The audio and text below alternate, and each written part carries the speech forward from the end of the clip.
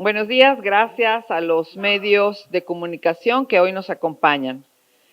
La convocatoria a esta rueda de prensa tiene como propósito celebrar y hacer mención que el día jueves 25 de abril del presente año, el Senado de la República aprobó por unanimidad la minuta que reforma la Ley General de Educación en materia de educación inclusiva.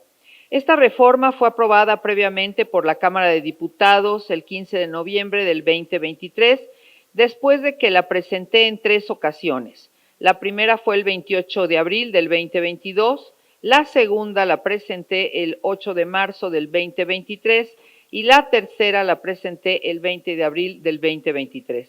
El propósito de esta reforma, que una servidora constantemente presentó, tenía como objetivo dar cumplimiento a la sentencia de la acción de inconstitucionalidad 121-2019 aprobada por el Pleno de la Suprema Corte de Justicia de la Nación relativo a la educación inclusiva y por la falta de consulta a las personas con discapacidad. Dicho mandato invalidaba los artículos 61 al 68 contenidos en el capítulo octavo denominado de la educación inclusiva de la Ley General de Educación, del cual nuestro máximo tribunal señaló que el Congreso de la Unión fue omiso a las obligaciones constitucionales y convencionales al no establecer una consulta en donde se garantizara, promoviera, respetase y protegieran los derechos humanos de las personas con discapacidad. Esta invalidación transgredía 2 derechos fundamentales de las personas con discapacidad, el derecho a la consulta y el derecho al acceso a la educación inclusiva. Fue una ardua labor la que realizaron las Comisiones Unidas de Educación y Atención a Grupos Vulnerables. Tenemos en este momento al secretario técnico de la comisión y también a uno de los asesores que estuvo insistiendo en que esta minuta fuera dirigida hacia el Senado, para poder realizar la primera consulta que atiende los criterios establecidos por la Corte en la historia de este Congreso, cumpliendo a cabalidad lo establecido en la sentencia bajo los principios de una consulta previa, libre, informada, estrecha y activa a las personas con discapacidad, garantizando en todo momento la igualdad y no discriminación, así como su derecho a la participación y a la educación. Cabe señalar que en la consulta intervinieron diversas organizaciones no gubernamentales, colectivos y profesionales en la materia, los cuales opinaron respecto de la Ley General de Educación y nos dieron a conocer las necesidades y especificidades que garanticen el pleno goce de derecho de las personas con discapacidad. Puesto en materia educativa, se debe de abordar o responder a las diversas necesidades de las condiciones de los educandos y en este caso a las personas con discapacidad. Esta reforma tiene un impacto sustancial en la vida de las personas en situación de vulnerabilidad debido a que refiere al conjunto de acciones orientadas a identificar, prevenir, reducir o eliminar las barreras que limitan el acceso, permanencia, participación y aprendizaje de las y los educandos, eliminando así cualquier práctica de discriminación, exclusión y segregación. El dictamen aprobado en consenso por todos los grupos parlamentarios de la Cámara Baja permitió turnarse como minuta a la Cámara Revisora, que también participó en el proceso de consulta al mismo tiempo que se realizaba en la Cámara de Diputados y se recogió diferentes visiones desde el micrositio realizado para esta consulta, el cual siguió con su proceso legislativo para su análisis, discusión, aprobación, teniendo como resultado 95 legisladores a favor de este proyecto. Con la aprobación del Senado, el estatus de esta reforma es pendiente para su publicación en el Diario Oficial de la Federación, lo cual consolida y fortalece la labor parlamentaria, pero lo más importante, materializa una real y verdadera inclusión dentro del sistema educativo para las personas con discapacidad, por lo que hoy celebramos lo establecido como membrete en esta 65 legislatura que se le da a este lema que ha tenido la 65 legislatura, verdadera concretud. La publicación de esta reforma en el Diario Oficial de la Federación permitirá que en el próximo ciclo escolar 2024-2025 se implemente lo que la Corte había invalidado, garantizando que en todo el sistema educativo nacional se incluyeran a las personas con discapacidad, priorizando el interés superior y el derecho a la educación de las niñas, niños y adolescentes a través de las herramientas pedagógicas que buscan una igualdad e inclusión real. Enhorabuena a todos los involucrados en este proyecto y que el ejemplo de esta legislatura se transforme en una actitud cotidiana de respeto a la Constitución y a la Convención sobre los Derechos Humanos de las Personas con Discapacidad. Muchas gracias. Margarita Nicolás, de Cadena Raza. A mí me gustaría saber en esta ley qué es lo que realmente se le ofrece a las personas con discapacidad, porque sabemos que hay alrededor de 11 millones de personas con alguna deficiencia, tanto visual, auditiva, de movilidad. En el caso, porque eso va a la Secretaría de Educación Pública, ¿no? ¿Qué van a impulsar?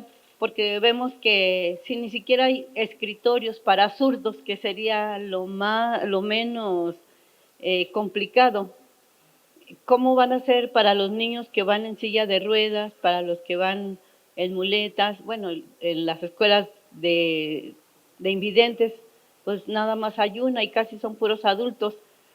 Esta ley, ¿qué les ofrece a los niños, a los menores de edad, a los menores de edad, cuando vemos que las escuelas tienen 2 pisos y ni siquiera hay rampas, los niños sobre todo en silla de ruedas?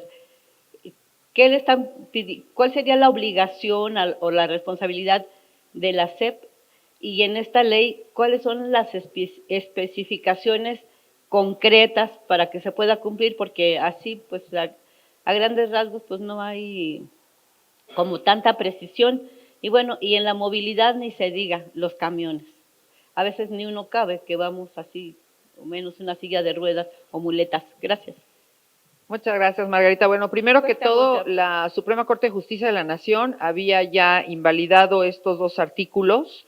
Si nosotros no cumplíamos como Cámara de Diputados sobre la resolución que ellos habían tenido, que era el 61 y el 68, y en este caso, pues las personas con discapacidad perdían el derecho a que pudieran ellas ser incluidas en el sistema educativo con sus necesidades específicas o sus ajustes específicos. Si no lo aprobábamos en esta legislatura, corríamos el riesgo de que pudiera elevarse a un tiempo mayor a otra legislatura o que otras legislaturas no lo hubieran dictaminado. Y también, bueno, su derecho a la consulta. En este caso de los ajustes razonables, pues tenemos una integración de personas con discapacidad en un solo núcleo, en una sola sala. Y bueno, pues esta ley lo que nos permitió en la consulta es que cada una de las personas con discapacidad en cada uno de los segmentos tiene necesidades diferentes. Nosotros no podemos reunir en una sola aula a las personas que tienen deficiencia auditiva con las personas que tienen ceguera, o las personas que exactamente porque tienen demasiado, son muy guturales o son exacerbadas, y las personas con ceguera o debilidad visual pues necesitan mucha atención de todo, necesitan mucho silencio y mucha atención de todos estos asuntos. La movilidad es parte fundamental de esto, y una de las partes es que ahora sí los ajustes razonables sean obligatorios para la Secretaría de Educación Pública. Una de las partes que aquí nos mandó la Suprema Corte de Justicia es que no se había hecho la consulta a las personas con discapacidad. Y la consulta que se hizo, donde vinieron muchísimos grupos, tanto en la Cámara de Diputados como en la Cámara de Senadores, nos dieron las especificaciones que cada uno de los grupos necesitaba. Más allá de una rampa, la convivencia de diferentes grupos, no podemos tener a personas, a jóvenes autistas o a niños autistas junto a personas que tienen debilidad visual o a las que tienen debilidad auditiva, porque verdaderamente no tienen las mismas necesidades ni son los mismos ajustes razonables. Y algo que nos preocupa demasiado es que con un universo de 20 millones de personas con discapacidad, 8 millones de personas con discapacidad severa y 13 con discapacidad limitante, el gobierno haya decidido nada más proteger a 1,5 millones de personas. Entonces tenemos en un déficit a casi 11 millones de personas, 12 millones de personas en situación de discapacidad limitativa y pues bueno, estamos hablando de casi 18 millones que van a quedar fuera en esta discapacidad mínima. Entonces yo creo que no son los resultados. Esta iniciativa ahora ya pues aprobada por el Senado, lo que le permite a la persona con discapacidad es formar parte integral de la educación y también que no perdiera su derecho a la consulta. Es muy difícil consultar a las personas con discapacidad, teníamos un universo de 25,000 CLUNYs que tuvimos que invitar, fue complicado, y porque la consulta para los pueblos indígenas está ya muy organizada. Ellos ya tienen asambleas, tienen grupos indígenas, tienen sectores en sus poblaciones. Para ellos hacer una consulta es muy sencillo. Para las personas con discapacidad no. Estamos hablando de un universo de 20 millones de personas y las que pudimos consultar y que la Cámara Alta y la Cámara Baja pudieron consultar para conocer sus necesidades. Fue muy difícil que pudiéramos integrar nosotros el abecedario braille, el abecedario de las personas que necesitan la lengua de señas mexicana y de alguna manera no quedó correctamente incluido en el libro de texto de primaria porque el diseñador volteó el diseño y entonces pues en vez de decir C, pues estamos diciendo C, en vez de decir J, estamos haciendo J, o sea, quedó porque desconocen, es muy nuevo para la educación las personas con discapacidad. Pero bueno, ya dimos el primer paso donde el abecedario de la lengua de señas mexicano ya quedó integrado a los libros de texto mexicano y texto escolar y que además, pues ustedes son testigos que en esta Cámara hemos dado 7 cursos de lengua de señas mexicana en diversos niveles. Tenemos un grupo de conversación en las velarias. Diputada, para que me quede claro, es que no entiendo. La SEP se va a comprometer a que en cada rango de discapacidad va a haber grupos especiales. ¿Cómo le van a hacer para la infraestructura? Se necesita dinero y lo que menos quieren es invertir en educación. Ya vemos cómo están los exámenes que se hacen en la OCDE, ¿no? El examen de PISA, pues todo sale mal porque no se le quiere invertir y el presidente López, en lugar de preocuparse, pues la arremete contra estos evaluadores. Entonces, ¿cómo se va a hacer para que haya estos grupos especiales y los maestros? Porque tampoco hay maestros especiales para eso.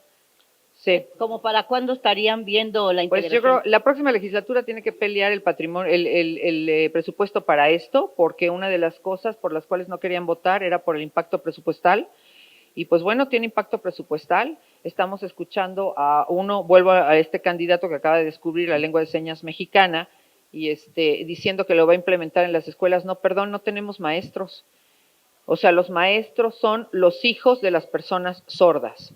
Entonces, ¿de dónde van a sacar? Tenemos apenas la primera generación que acaba de salir con lengua de señas mexicana, que bueno, no abona esto. Casi llegando a la Cámara de Diputados, hubo casi 300 millones en el presupuesto para maestros especializados, pero son rotativos y no todos tienen la lengua de señas mexicana. No todos conocen el braille, no todos conocen el punzón. Es más, la Secretaría de Educación Pública quería quitar el braille. Cuando tenemos bibliotecas, por ejemplo, la Vasconcelos, que tiene un cuarto específico de todo lo que se publica y es en braille. Aquí el Consejo Editorial ha publicado varios textos para niños que ya están traducidos en braille y se encuentran en estas bibliotecas.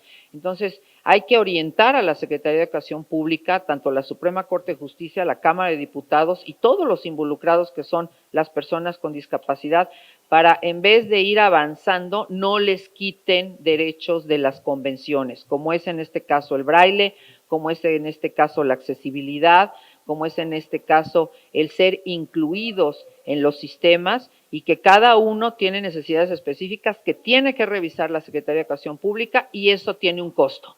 Y ese costo lo tiene que empezar a trabajar el nuevo grupo parlamentario que regresará, que llegará a la 66 legislatura y que exigirá lo que ya está puesto en el papel, la integración obligada por la Suprema Corte de Justicia y por las cámaras altas y bajas a que las personas con discapacidad en sus necesidades y en sus términos sean incluidos en la educación. Pero este tema no es prioridad de ninguno de los candidatos presidenciales. Jamás yo he visto en los debates o en sus discursos que nombren un rubro especial para atender a las personas con discapacidad. Y si me permites, diputada, te quiero preguntar sobre esta celeridad que tuvo la Fiscalía de la Ciudad de México para en menos de 3 horas determinar que los huesos que había encontrado esta madre buscadora allá entre los límites de Tláhuac y Iztapalapa, pues que eran de perros. Cuando vemos que hay no sé si sea crematorio, ¿no? Pero hay una zona que se ve que la han utilizado muchas veces para incinerar, dice la señora Cecilia Flores, que son restos humanos, ellos dicen que son de perros, que incluso la credencial que encuentran, en menos de 3 horas ya habían encontrado a la dueña de esa credencial. ¿Ahí qué está pasando? Y dicen que no se trabaja con fines políticos. Muchas gracias. Bueno, yo creo que aquí lo que dijo la buscadora Cecilia, pues es muy claro, es muy real lo que pasa en nuestro país, pues que ha sido una gran fosa, un gran pues panteón, todo el país, todo esto, este derramamiento de sangre que hay. Y bueno, esta prontitud creo que es muy claro para ella, que nos indica que va a llevar el cráneo de su hijo para que con esta misma celeridad y con esta misma prontitud que dieron una respuesta el gobierno a este asunto, pues también le aclaren cuáles son los huesos de sus hijos, porque aquí por primera vez vemos que todo lo que se había puesto en papel y con dineros y con presupuestos para la identificación de huesos, pues de alguna manera fue presta, veloz y urgente. Entonces sí queremos saber si los restos de la buscadora doña Cecilia, pues realmente son los que ella pretende, cree o sabe que son los de su hijo y que se le confirme por el Estado que esto es una realidad. Porque sí estamos viendo en qué momento sí se aplica esta celeridad y en qué momento no. Entonces yo creo que es algo muy doloroso para nuestra nación y que exista una madre buscando en los huesos, como lo vimos en esas tomas, en los huesos que vimos esos fémurs y esos cráneos y esos restos de lo más amado que tenemos las mujeres, que son nuestros hijos, y que se atreva una presidenta municipal a quererle regalar una pala. Entonces yo creo que hay mucha violencia en cuanto a la protección de estas madres buscadoras y se tiene que resolver tanta muerte en este país.